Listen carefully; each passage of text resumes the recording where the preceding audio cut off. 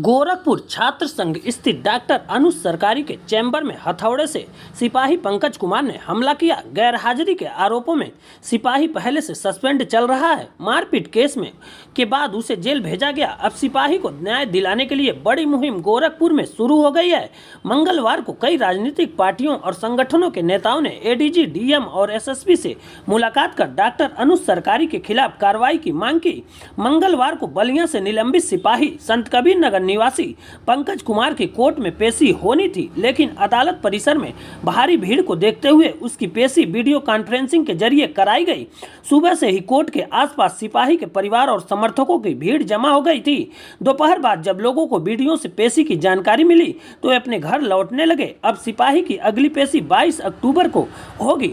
आपको बता दें कि भाजपा और सपा नेताओं का समर्थन सिपाही पंकज कुमार के पक्ष में भारतीय जनता पार्टी के MLC Devendra Singh, civil court bar association के अध्यक्ष भानु पांडे, मंत्री गिरजेश मणि और पूर्व मंत्री धीरेन्द्र दुबे सहित अन्य नेताओं ने एडीजी और एसएसपी से मुलाकात की।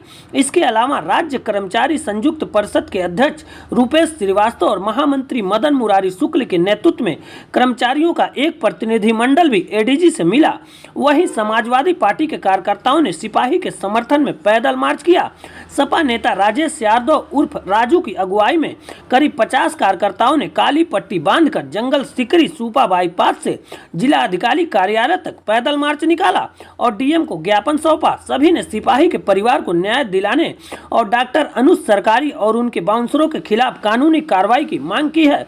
आपको बता दें कि सोशल मीडिया पर भी समर्थन मंगलवार को भी सिपाही को मिल रहा है। आपको बता दें कि मीडिया पर भी सिपाही के समर्थन में बड़ी संख्या में लोगों की प्रतिक्रिया आई है, जिनमें सिपाही के पक्ष में न्याय की मांग की गई है।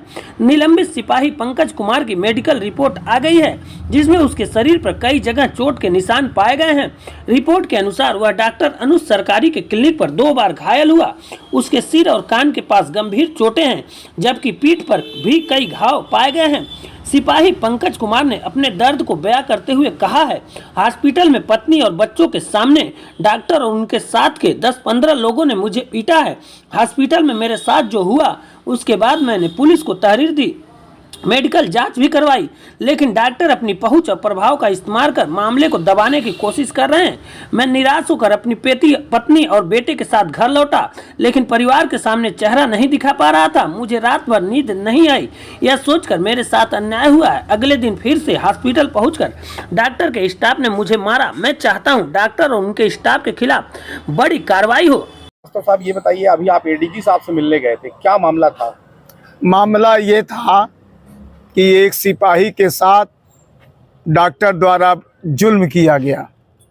डॉक्टर एक सेवा करने वाला माना जाता है, लेकिन यहाँ एक डॉक्टर सरकारी हैं, उनकी बात कर अनुप सरकारी, जिनको बात करने की भी तमीज़ नहीं।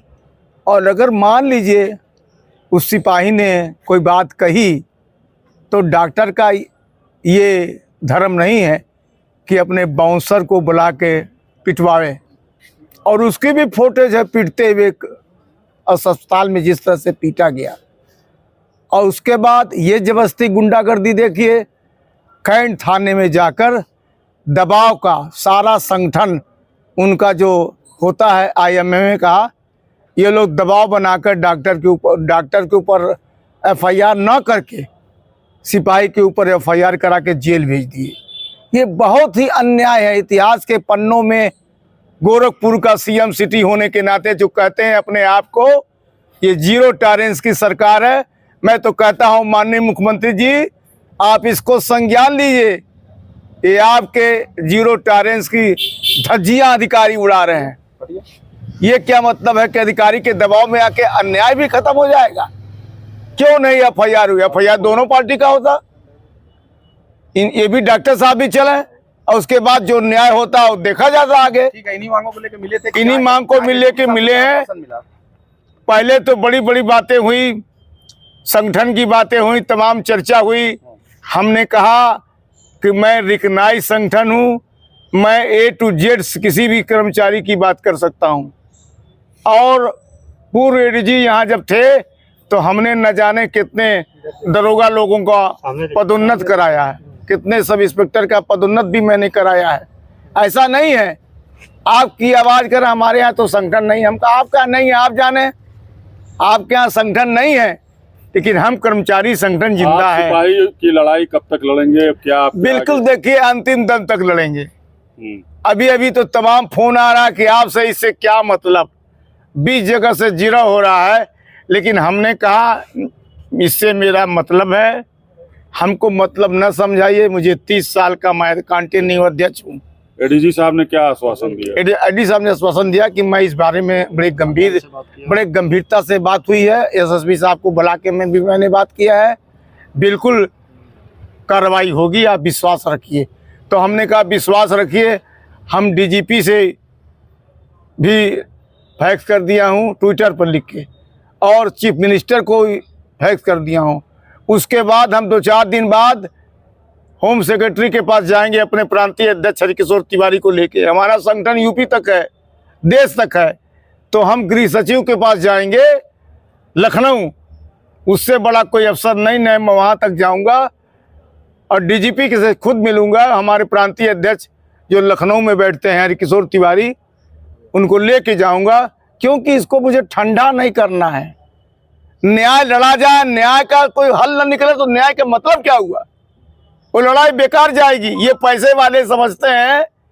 अब एक डॉक्टर के बारे में आजकल का कल्चर बताऊं, मुझे बड़ा दुख होता है कि डॉक्टर सेवा के लिए आता है, लेकिन सारे डॉक्टर इस समय जैसे लगता है गुंडा जैसा व्यवहार कर रहे हैं।